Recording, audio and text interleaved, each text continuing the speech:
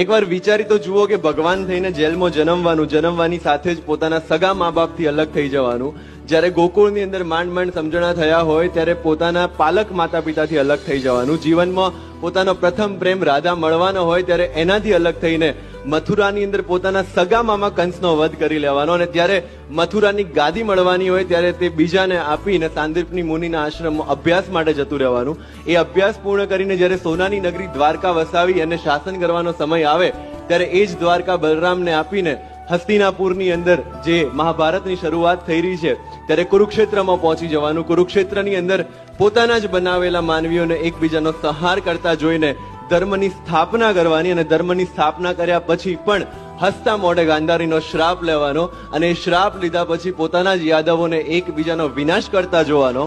અને છેલ્લે પોતે ભગવાન હોવા છતાં પણ એક પારધીના તીરથી સામાન્ય માણસની જેમ મૃત્યુને પ્રાપ્ત કરવાનો, અને છતાં પણ આપણને જો કૃષ્ણ વિષાદ યોગ ના મળતો હોય તો જ એ જ સફળ છે પુરુષમાંથી પૂર્ણ પુરુષોત્તમ થવા.